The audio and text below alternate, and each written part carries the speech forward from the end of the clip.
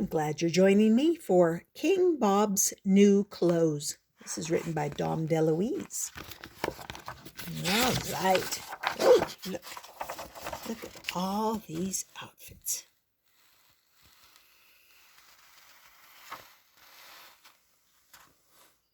Okay. King Bob's New Clothes.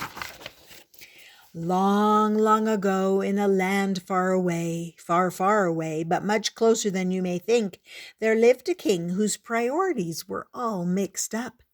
Priorities are those things in life that are most precious to you, like being kind to your friends and yourself, eating healthily, getting enough sleep, brushing your teeth, keeping clean, having happy, loving thoughts in your head, and doing things that make you feel good.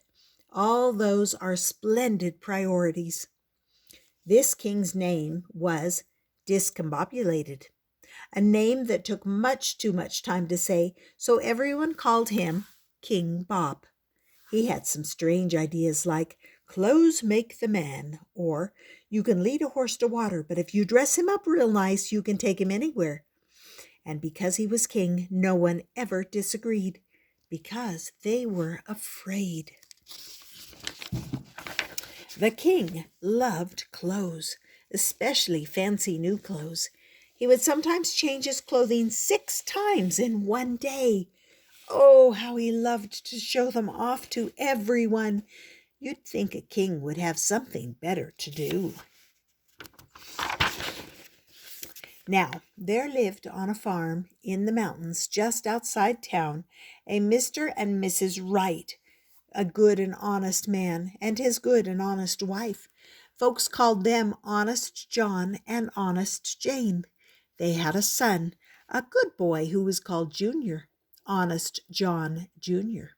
His mother and father told him to work hard, to keep love in his heart, and to always tell the truth. Junior worked hard at his chores, sometimes with the help of his horse, Harry. On Sunday, the Wright family would ride their ox, their mule, and their horse, Harry, and go into town to partake of the festivities, which included waving to the king, because every Sunday there was a royal procession. Every Sunday came Willie or Nilly.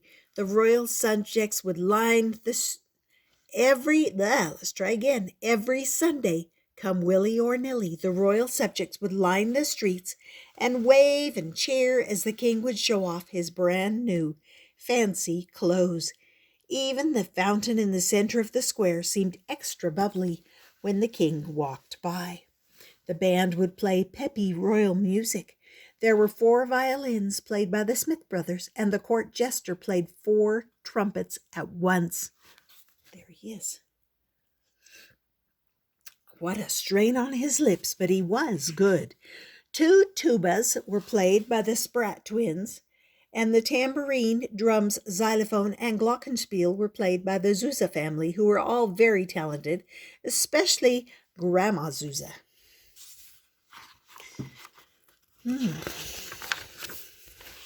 The king would prance down the streets under his canopy. The canopy was there just in case of rain or drizzle, you know. The canopy was held up by 4 men whose height was not exactly the same. What a sight! Sometimes King Bob wore clothes that were so ostentatious, very, very fancy, that people would snicker and wave, laugh, and cheer all at the same time. Many of the royal subjects thought, how foolish our king is. But no one said a word because they were afraid. One day, as winter was settling in, 2 donkeys clip-clopped their way into town. On the donkeys were 2 out-of-work tailors, Wear and Tear. Wear and Tear Connive were possibly 2 of the most dishonest brothers in the whole world. They took advantage of people wherever and whenever they could. They were what we call con men. They liked to pretend. They pretended to be kind. They were not. They'd pretend to be caring. They were not. They were so two-faced, if you looked very quickly, you could actually see 4 faces. They did have the gift of gab, however.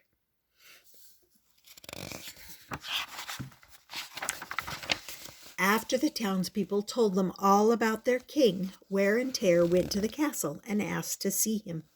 They told him they could weave a magical cloth made with gold and silver threads, laced with diamonds, rubies, and emeralds, and that in Europe this magical cloth was all the rage. Very chic, very posh, very in, and that only the pure of heart could see this magic cloth. See, I told you they like to pretend. Can you imagine anyone believing such a thing? The king thought, gold, silver, diamonds, all the rage, chic, posh, in, that's for me.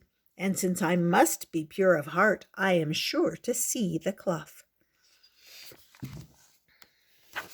King Bob was so thrilled that he immediately ordered a new royal outfit to be made of the magic cloth.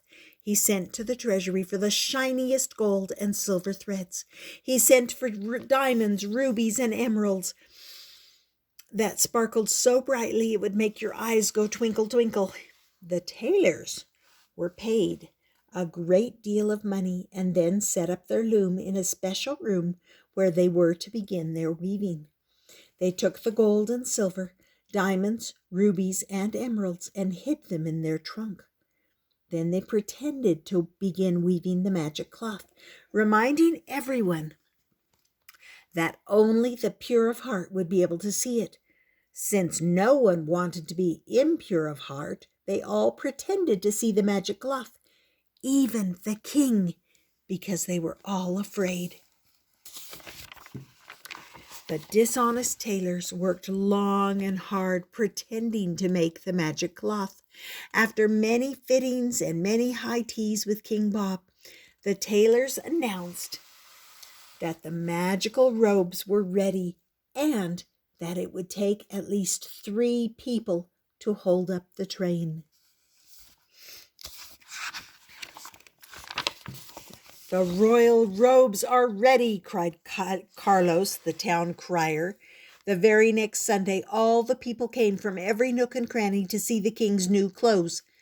As a light snow was falling, everyone was lining the streets. Some brought picnic lunches with king crab cakes, chicken a la king, and kings in a blanket. The Wright family was there, of course, because they loved their king. Junior sat high on Harry the horse, so he could see above the crowd. Look, look, the royal procession is coming, shouted Big Barbara, the town baker. Hear the music, hooray! The fountain seemed to bubble happily. Even the clouds seemed to be smiling. Boom, boom. Listen, here comes the band, cried Carlos, the town crier. He loved his work. Look, there's the king. Hooray! Long live the king. Long live the... Uh-oh. People were stunned, frozen. Even the birds stopped to look twice. No one said a word. When Honest John Jr. saw the king, he rubbed his eyes, then he looked again. The king is naked, he said. The king has no clothes on. Everyone gasped. Grandma Zuza fainted. About 12 people said, "Oh, my goodness." But the little boy just smiled. He had told the truth, and he was not afraid. What did you say? Asked the king.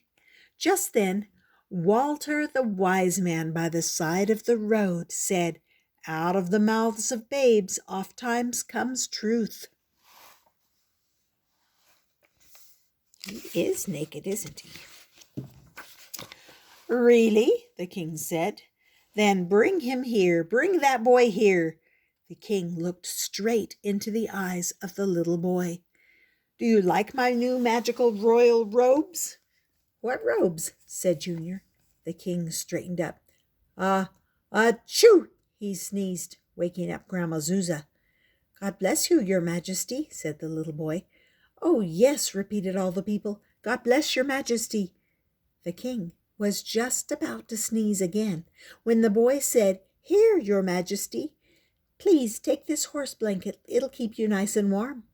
And because he liked the king so much, Junior took off Harry's old straw hat, formed it into a crown, and placed it on the king's cold head. The king, now covered by Harry the horse's hairy blanket, said, "You mean it took the innocence of this honest boy to make me understand how foolish I was, pretending to see the magic cloth? Did any of you see the magic cloth?" Everyone shook their heads. "No." "And you all went along with it?" The royal subjects said. "Uh-huh." "And I was naked all the time?" "Uh-huh." "And you all knew it? You all could see?" "Uh-huh." "I thought I felt a draft," cried the king. The king's face grew serious. Slowly he turned toward Wear and Tear, who were just starting to leave with their trunk full of royal goodies. "And what do you two have to say for yourselves?" asked King Bob. We would like to make a donation of all the gold and silver, diamonds, rubies, and emeralds, and give them back to the king interrupted. "You will give them back to the people, to my loyal subjects." Well, you should have heard the roar of the crowd. What a happy noise. Woof! Then the king shouted, "You, Wear and Tear." Wear and Tear froze in their tracks. "Come here," said the king. Wear and Tear threw themselves on his mercy.